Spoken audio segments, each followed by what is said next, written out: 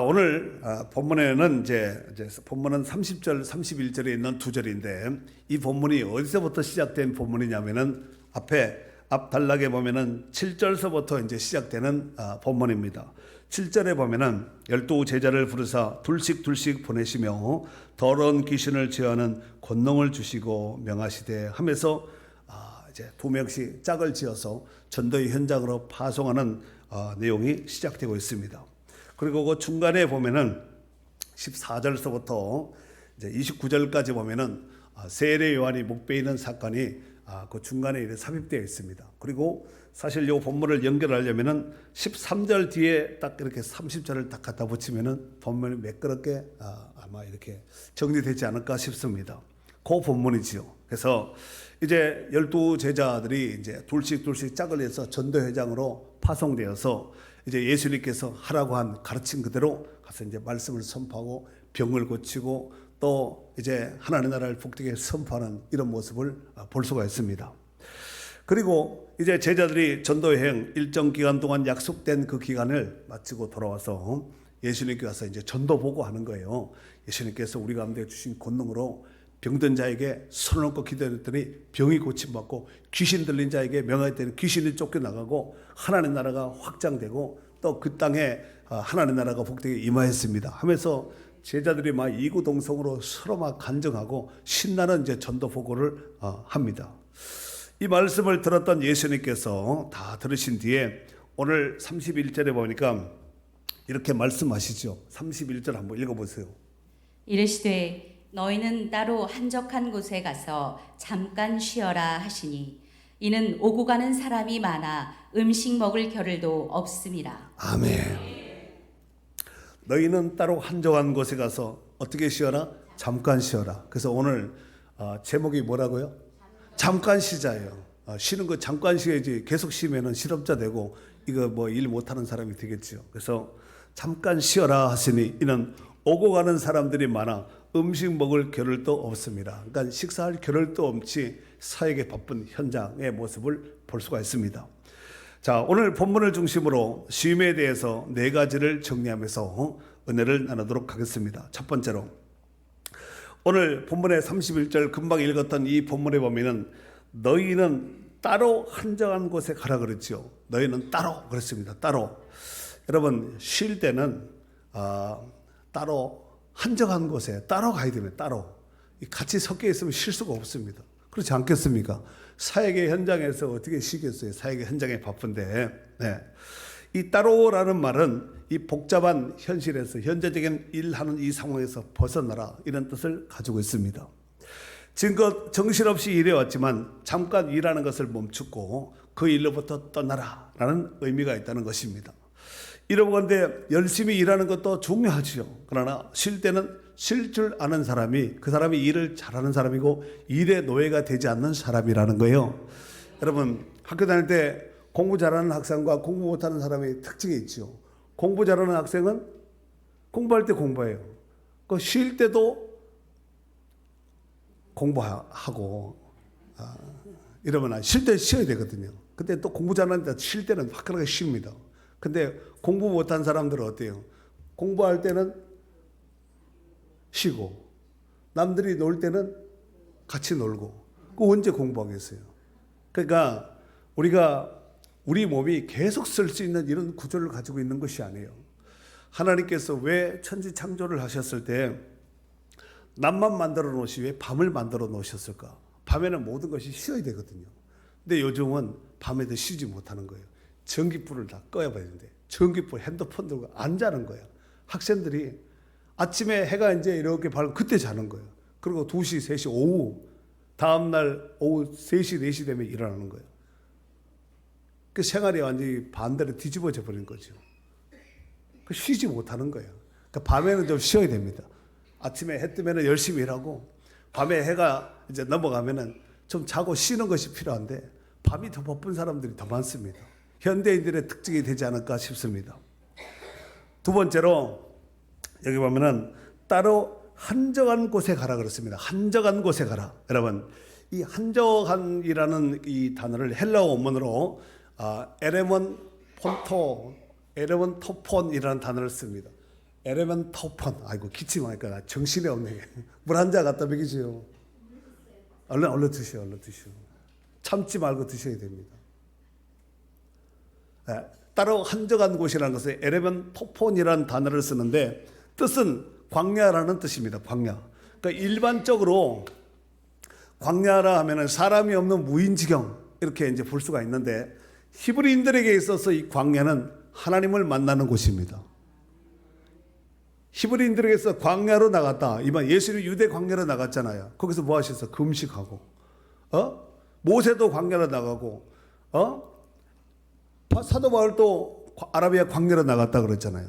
이 광야, 엘리야도 광야로 나갔잖아요. 이 광야로 나갔다는 히브리인들에게 있어서 광야라는 것은 에레멘토폰이라는 것은 하나님을 만나는 곳 이렇게 이제 정의합니다. 하나님을 만나요. 그래서 한동안 우리나라도 보면은 교회가 막 타락되고 교회가 막 어지러울 때는 사람이 산으로 들어간 거예요.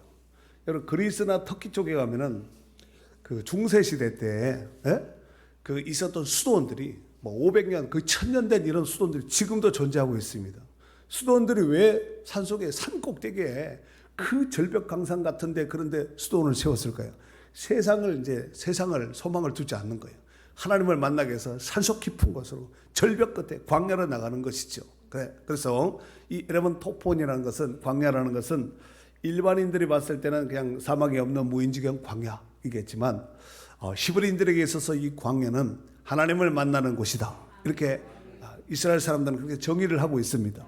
그러므로 시식하려면은 사람이 되도록이면 많지 않은 한적한 곳에 가는 것이 좋습니다. 너무 한적한 곳에 가가지고 길을 찾아오지도 못할 정도로 너무 막 절벽 강산 같은 데로 가지 말고 되도록이면은 좀 생활권에 좀 벗어나는 것이 휴가가 쉼이 되지 않을까 싶습니다. 세 번째로는 우리 성경에 보면은 가서 쉬어라 그랬지요. 다시 한번 31절 읽어줘 보세요. 이르시되 너희는 따로 한적한 곳에 가서 잠깐 쉬어라 하시니. 됐습니다. 예. 너희는 따로 한적한 곳에 가서 그랬죠. 가서 잠깐 쉬어라 그랬습니다. 근데 요 말씀을 우리 지금 개역 개정판을 보고 있는데 현대인 성경 번역 한번 띄워줘 보세요. 현대인 성경 번역에 한번 읽어줘 보세요. 그때 예수님은 그들에게 외딴 곳으로 같이 가서 잠시 쉬도록 하자 하고 말씀하셨다. 이것은 오고 가는 사람이 너무 많아 식사할 겨를도 없었기 때문이었다. 가만 놔둬 보세요. 그때 예수님은 그들에게 뭐라고 말씀했냐면은 외딴 곳으로 같이 가서 잠깐 쉬도록 하자 이렇게 말씀하셨다 그랬죠. 현대인 성경의 번역입니다. 외딴 곳으로 같이 가서 그랬죠. 가서. 우리 성경에도 보면은 금방 31절에 너희는 따로 한적한 곳에 가서 잠깐 쉬어라 이렇게 우리 성경이 이렇게 말씀을 하고 있고 현대인 성경은 이렇게 번역을 하고 있습니다.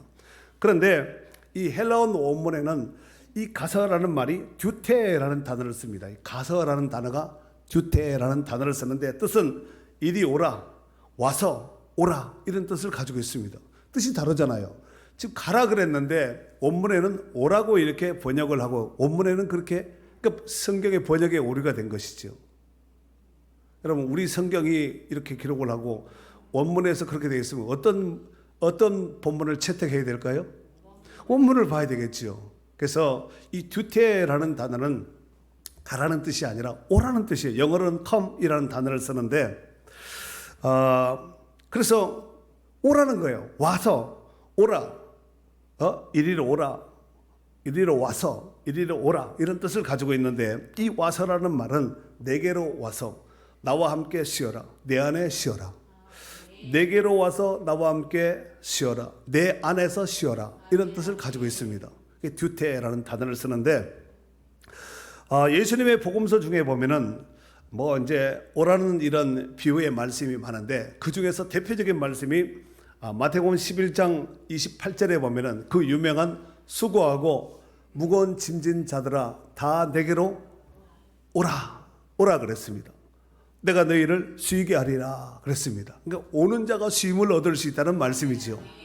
그런데 요한복음 15장 6절에 보면은 사람이 내 안에 거하지 아니하면 사람이 가지된 포도나무 된 내 안에 나한테 참 포도나무 된 나한테 거하지 아니하면 가지처럼 밖에 버려져 마르다니 사람들이 이것을 모아다가 불에 던져 사라져 불에 집어넣고 태워버린다는 얘기죠. 이 쉰다는 말씀은 예수님 안에서 쉼이 복음입니다. 그러니까 쉰다고 아이고 뭐 이제는 뭐 하나님도 없고 교회도 없고 믿음도 없고 그냥 내 멋대로 쉬어야 되겠구나. 그냥 세상 어떤 사람들의 패러다임으로 살아 그런 얘기가 아니라 우리는 쉬어도 예수님 안에도 이래도 예수님 안에 있어야 됩니다. 엔 크리스토스 그리스도 예수 안에 있어야 됩니다. 예수님 안에 가지처럼 붙은 참 포도나무에 붙은 가지처럼 딱 붙어 있어야지. 가지가 포도나무에 붙어 있지 않으면 어떻게 된다 그러죠? 절로 열매를 맺을 수 없다 그랬습니다. 그럼 열매 맺지 못하는 가지는 농부 대신 하나님이 어떻게 하신다고요? 취하여 버린다는 거예요. 그래서 취하는 것만 끝나는 것이 아니라 그걸 모아다가 불에 던진다는 거예요. 여러분 이 불이 그냥 땅에서 볼 때는 땔감, 불을 뗄 수 있는 땔감 정도밖에 안 되겠지만 이 불은 영원히 꺼지지 않는 지옥불을 상징하는 거예요. 그렇죠. 그러니까 예수님의 거한 자, 예수님 안에 거한 자가 영생을 가진 자고 예수님 안에 거하는 자가 천국 가는 자고 예수님 안에 거한 자가 하나님의 자녀입니다. 붙어 있어야 된다는 말씀이죠. 그래서 오늘 우리 성경에는 너희는 따로 한적한 곳에 가서 잠깐 쉬어라 이 말씀이지만 이걸 원어적으로 듀테라는 단어를 써서 해석하면은 너희는 따로 한적한 곳에 나와 함께 가서 쉬자. 내 안에서 쉬자. 이렇게 해석할 수 있습니다. 아시겠지요? 자, 그리고 마지막 네 번째로는 쉬되 어떻게 쉬냐면은 잠깐 쉬라고 그랬습니다. 그렇죠. 너희는 따로 한적한 곳에 가서 잠깐 쉬어라. 잠시 쉬라는 말씀이죠. 여러분, 쉬어도 너무 많이 쉬면 오히려 쉬지 못함보다도 못할 때가 있다는 것입니다. 그러니까 너무 많이 쉰다. 쉬어도 다음에 일을 할 수 없을 정도로 너무 쉬어서 풀어져 가지고 일 머리를 잡지 못한다. 이거는 쉬어도 너무 많이 쉰 거예요. 그래서 잠깐 쉬어야 된다는 말씀입니다. 자, 그리고 이 잠깐 쉬어라 이 말 가운데는 어떤 내용을 함축하고 있냐면은 잠시 쉰 뒤에 또 일하자 이 말이에요. 힘드니까 바쁘니까 지금은 좀 더우니까 휴가 때니까 잠시 쉬고 이제 다음 일할 때 그대로 또 일을 진행하자 이런 뜻을 가지고 있다는 말씀입니다. 그래서 오늘 31절의 말씀을 통해서 제가 예수님께서 제자들에게 부탁한 네 가지를 말씀을 드렸습니다. 첫 번째 따로, 두 번째 한적한 곳에서, 그 다음에 세 번째 와서. 성경은 가서지만 우리는 와서라고 예수님 안에 예수님과 함께 그래서 와서, 그 다음에 네 번째로 잠깐 쉬어라 그랬습니다. 사랑하는 성도 여러분, 휴가는 단순한 사치가 아닌 필수 요소입니다. 현대 사회는 높은 스트레스와 바쁜 일정으로 인해서 많은 사람들이 이 사람 저 사람 많은 사람들이 피로를 호소하고 있습니다. 아이들도 피곤하고 직장인들도 피곤하고 집에서 가사 노동을 하고 있는 가사를 하고 있는 쉬어도 피곤한 거예요. 그런 것 같아요? 안 그런 것 같아요? 그러니까 휴가는 필요한 것이죠. 네. 휴가는 이러한 스트레스에서 벗어나 몸과 마음을 재충전할 수 있는 시간이다라고 볼 수 있습니다. 우리는 휴가를 통해서 신체적, 그 다음에 정신적으로 회복할 수 있는 이런 기회로 삼아야 될 줄 믿습니다. 왜냐하면 적절한 휴식은 다음에 생산성을 높일 수가 있고 더 나은 성과를 내므로써 절대적인 도움이 되는 것이 휴가이기 때문에 그렇습니다. 그래서 성경 안에 보면 하나님께서 세상 창조를 며칠 만에 하셨죠? 6일 만에 창조하셨습니다. 그리고 제7일째는 뭐 하셨다고요? 안식하셨다고 그랬습니다. 창세기 2장 2절에 보면은 하나님이 그가 하시던 일을 일곱째 날에 마치시니 그가 하시던 모든 일을 그치고 일곱째 날에 안식하시니라. 쉬었다는 얘기입니다. 이는 일과 휴식의 균형이 잡힌 것이 굉장히 중요해요. 많이 쉬기만 해도 안 되고 많이 일만 해도 되고 이 일하는 것과 쉬는 것이 서로 균형이 맞아야 되는데 이 학자들에 의하면은 6대1에 쉬는 것이 제일 좋대요. 제가 지난 주일날 오후 예배 때도 창세기 1장을 하면서 그렇게 말씀을 드렸죠. 6일 창조하고 하루 쉬었잖아요. 안식하셨듯이 6일 일하고 하루 쉬는 것이 최고 좋다는 거야. 일주일 내내 그냥 어떤 그 직장, 어떤 그 식당 같은 데 보면은 1년 내내 연중무휴. 연중무휴 이런 사업장 여러분 보셨지요? 그거 돈 많이 벌 것 같죠? 그거요. 돈 버는 게 아니라 직원도 오래 못 있습니다. 여러분 만약에 새로운 직장을 가는데 우리 회사는 연중무휴예요. 하는 것과 우리 회사는 6일 일하고 하루 쉬어요. 하는 직장에서 어디를 가야 돼요? 전자를 가야 되겠어요? 후자를 가야 되겠어요? 그럼 하나 더. 우리 회사는 4일 일하고 3일 쉬어요. 좋은 것 같지만, 많이 쉬면 좋은 것 같지만, 제가 말씀드린 6대1이 참 좋은데, 오늘날 현대사회에 자꾸 이렇게 점점 이렇게 개인주의 내지는 가족과의 어떤 이런 모임이 있다 보니까 이 뭐 옛날처럼 죽어라고 일하는 거 밤낮 일 안 해도 얼마든지 먹고 살만 하니까 점점 쉬는 날이 많아지는 거예요. 이러다가 하루 일하고 6일 쉬는 날이 올 수도 있겠어요. 지금은 우리가 웃지만 그런 날이 올 수도 있다니까요. 하루 일하고 어떤 사람은 일 하나도 안 하고 먹고 사는 사람들이 있잖아요. 제주도 좋아요. 자, 미국의 유명한 갑부인 록펠러 아마 여러분 이름 들어보셨으리라 생각됩니다. 이 록펠러의 생애를 살펴보면은 몇 가지 특이한 특징이 있습니다. 우선 그는 98세가 넘도록 건강하게 살았다는 거예요. 그 사람이 살았으니까 별로 은혜가 안 되네. 우리도 좀 나도 그렇게 되기를 소망하는 마음으로 좀 어떻게 아멘은 안 해도 그래도 좀 눈이라도 깜빡하든가 우울하다 하든가 이래 되지 않겠어요? 오를 하든가. 98세까지 살았다는 거예요. 건강하게. 그런데 이 이빨 치아가 의치가 하나도 임플란트, 땜빵 이런 거 다 의치 하나 없이 자기 일을 가지고 평생 이렇게 아주 먹고 마시면서 행복하게 건강하게 살았다는 거예요. 그래서 사람들이 도대체 이 록펠러는 뭐 때문에 저렇게 건강하게 이빨도 자기 의치가 아니라 자기 일을 가지고 건강하게 저렇게 살 수가 있었을까? 그래서 조사를 해봤더니 몇 가지 특이한 특징이 있었는데 첫 번째로 너무 바빠서 발등에 불똥이 떨어질 지경이라 할지라도 아무리 일이 많고 바빠도 점심 식사 후에 30분은 꼭 쉬었다는 거예요. 어떤 사람은 점심 먹자마자 바로 일하잖아요. 그 돈 많이 벌 것 같지만 길게 멀리 봤을 때는 그 손해예요. 그러니까 점심 식사하고 쉬어야 돼. 아무리 바빠도 불똥 튀게 바쁜 일정이라 할지라도 점심 식사 후에는 30분 정도는 꼭 쉬어라. 이 어머니가 왜 이런 말을 했는지 나름대로 아마 의미를 담아서 철학이 있는 말을 한 것 같지요. 두 번째로 절대로 흥분하지 말아라. 수많은 재산으로 인해서 또 사람들로 인해서 뭐 여러 가지 록펠러를 비방한 사람들 얼마나 많아요. 록펠러를 막 석유에 그냥 석유 도둑놈이라고 전 세계 문어발레에서 그냥 막 미국의 경제를 다 혼자 다 독식했다고 문어발 경영에 다 독식했다고 그 문어발 아래로 들어가는 작은 회사들은 막 정말 얼마나 막 욕하고 비난하고 그랬겠어요. 그렇게 위급하고 또 어려운 상황 속에서도 흥분하지 않았다는 거예요. 그래서 아마 오래 살지 않았겠나.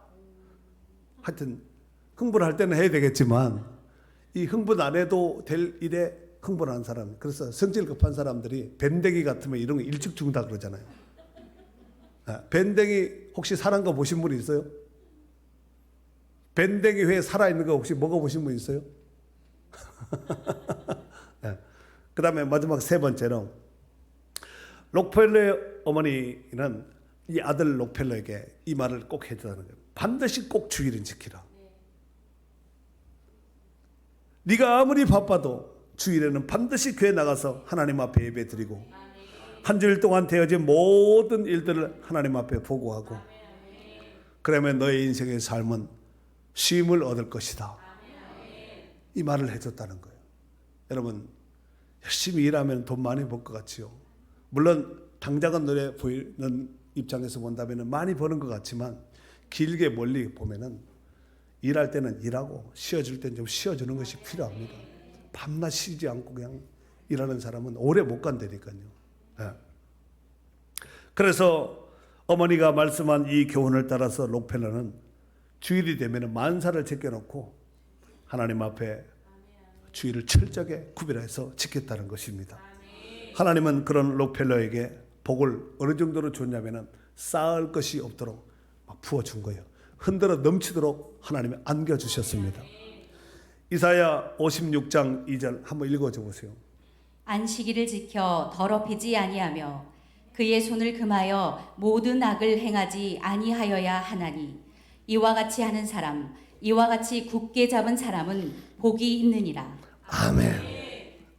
안식일을 지켜 더럽히지 아니하며 그 손을 금하여 모든 악을 행하지 아니하는 자. 이 사람은, 이같이 하는 사람은, 이런 사람은, 이런 약속을 굳게 부여잡은 사람이 바로 복이 있는 사람이다. 이와 같이 말씀하고 있습니다. 그냥 성경에 있는 말씀으로 그랬는가 보다, 성경에는 그랬는가 보다 이렇게 하지 말고 성경에 있는 것을 나의 삶에 적용 접목해서 실천한다면 그 사람이 복이 있는 성도가 되는 줄 믿습니다. 마지막으로 휴가는 단순히 육체적 쉼을 뛰어넘어서 영적 성장과 자기 성찰을 할 수 있는 기회로 활용하면 좋을 듯 싶습니다. 일상생활에 우리가 바쁘게 살다 보면은 하나님과 교제를 때로는 소홀히 할 때가 있습니다. 그러므로 휴가를 통하여서 이런 시간들을 새롭게 회복하고 또 묵상과 기도를 통하여서 영적인 성장을 도모할 수 있는 기회로 삼으면 좋을 듯 싶습니다. 이를테면 평상시에 읽지 못했던 거, 또 한번 성경도 좀 읽고 아니면은 기도 생활도 좀 하고, 직장 다니면 바빠 힘들어서 못하면은 휴가 때라도 좀 새벽기도 나오고 휴가 때라도 좀 성경 읽고 하나님을 좀 가까이 할 수 있는 이런 기회가 된다면 얼마나 하나님께서 기뻐하시겠습니까? 아프리카 남부에 위치한 칼라하리라는 사막이 있습니다. 거기 가면은 여러 이제 많은 동물들이 있는데 그 가운데서 스프링폭이라는 그 사냥과의 사슴 같은 생긴 스프링폭이 있는데 이 사냥들은 보통 한 20-30마리씩 이렇게 떼를 지어서 혼자 단독 생활을 하는 것이 아니라 떼를 지은 무리 생활을 하는데 많게는 수만 마리가 떼를 이루면서 막 사막 초원을 막 달리는 거죠. 그런데 그 많은 이제 그 산장들이 모여 있다 보면은 풀이 있으면 풀이 있는 초원을 향해서 이제 무리가 이제 옮겨서 갈 거 아니에요. 이렇게 풀 쪽으로. 그 앞에 있는 산장들은 풀을 막 좋은 풀을 싱싱한 풀을 막 뜯겠지요. 근데 예를 들어서 중간이나 뒤에 있는 양들은 쫓아가면은 먹을 것이 아무것도 없어요. 사냥들은 다 뜯어 먹습니다. 뿌리까지 뽑아 먹거든요. 그 뒤에 먹을 것이 없으니까 뒤에 있는 이 사냥들이 봤을 때, 뒤에 서니까 먹을 것이 없네. 그 배가 고프고 허기지니까 앞을 향해서 달리는 거예요. 그럼 앞에 이제 서면은 뒤에 있는 양들이 앞으로 가면은 좋은 풀을 또 먹겠지요. 그 이선에 물려놨던 삼선으로 물려놨던 이 양들이 다시 다시 이제 앞으로 가는 거예요. 계속 이것이 반복되는 거죠. 이해되시죠?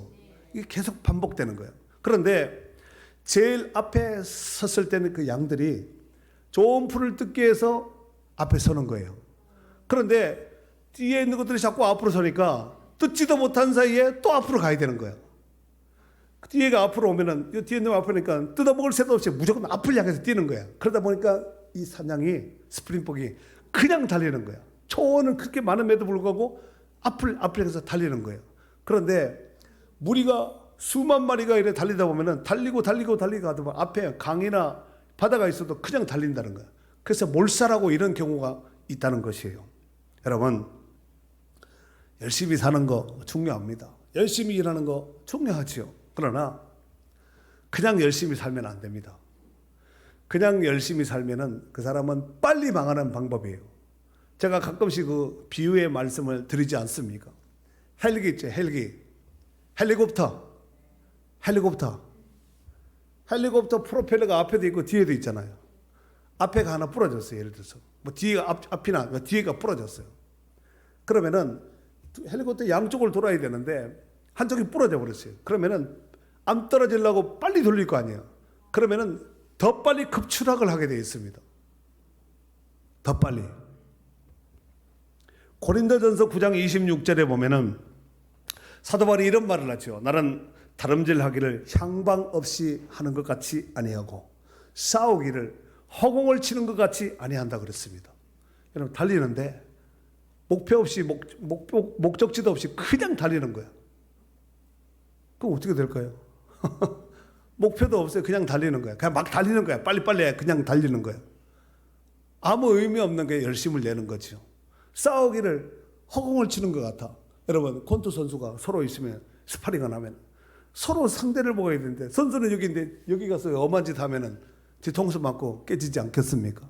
그러니까 다름질할 때도 권투 선수가 권투할 때도 방향 없이 허공을 치듯 이렇게 하면 안 된다는 거예요.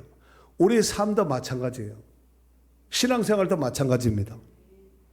허공을 치고 방향 없는 다름질은 아무 열심히 낼수록 아무 의미 없고 오히려 정신 나간 사람 취급받을 수가 있습니다.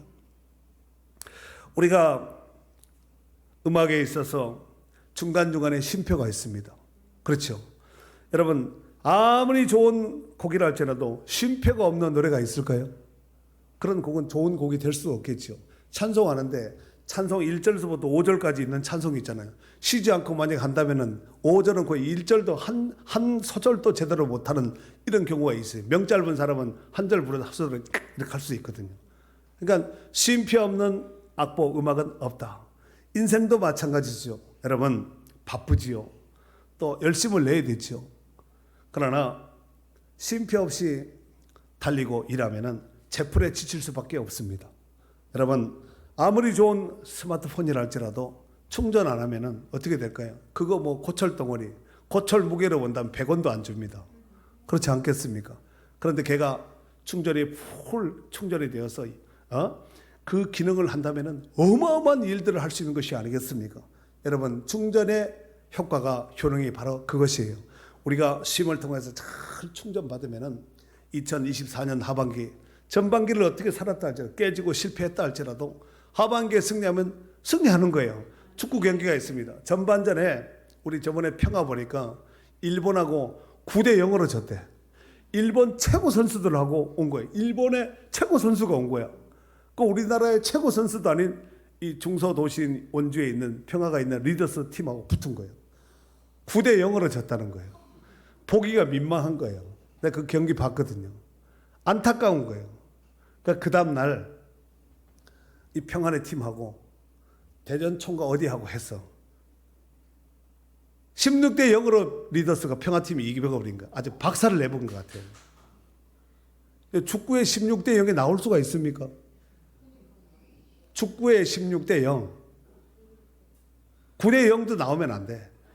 실력이 비슷비슷하면 1대 0, 뭐 1대 1, 2대 1, 뭐 2대 2. 이 정도는 이해가 되는데 9대 0이다. 아이고 참 9대 0이면 할머 무슨 말을 하겠습니까? 근데 봐도 일본 선수 너무 잘하는 거야. 일본에서 제일 잘하는 팀이 왔다는 거야. 그 얼마나 잘하는지 한번 보려야 돼. 정말 잘하는 거야. 그 다음날 그 한국팀이 무슨 팀이에요? 16대 0으로 이겼다는 거예요. 그 팀 참 민망할 것 같아요. 한 6대 0이나 정도 되면 그래도 뭐 민망한데 16대 0으로 이겼다는 것은 말도 되지 않고 그러니까 뭐 몇 분 만에 2, 3분 만에 한 곳이 넣었다는 얘기 아니에요. 여러분 열심히 살고 열심히 일하는 거 중요합니다. 그러나 때때로 간간히 주어지는 쉼 내지는 휴가, 특별 어떤 휴가 이런 기간은 좀 쉬어줘야 됩니다. 무더운 날씨니까 학생들 공부하는데 힘들다고 방학 주잖아요. 방학. 또 직장인들에게 뭐 길지는 않지만 뭐 2박 3일, 3박 4일, 어떤 회사는 뭐 일주일 뭐 이렇게 주는 회사도 있는데 아무튼 우리가 일하는 것과 쉼을 서로 이렇게 병행해서 잘 조화 바란스를 맞추게 된다면은 그 사람은 2024년 이 하반기도 반드시 승리하게 될 줄 믿습니다. 전반전에 9대 0으로 졌다 할지라도 후반전에 10개 집어넣으면 10대 9로 이기면 이긴 거예요. 그렇지 않아요? 전반전에 뭐 이리 깨지고 저리 깨지고 실패하고 안 되고 성공하지 못했던 이런 불편함이 있다 할지라도 이 휴가 잘 보내고 그 충전된 그 힘으로 하반기를 승리하면은 인생은 올 한 해도 승리하는 것이 아니겠습니까? 이 복된 은혜가 쉼을 통해서 휴가를 통해서 이루어지고 2024년 하반기도 승리할 수 있기를 주의 이름으로 축원합니다.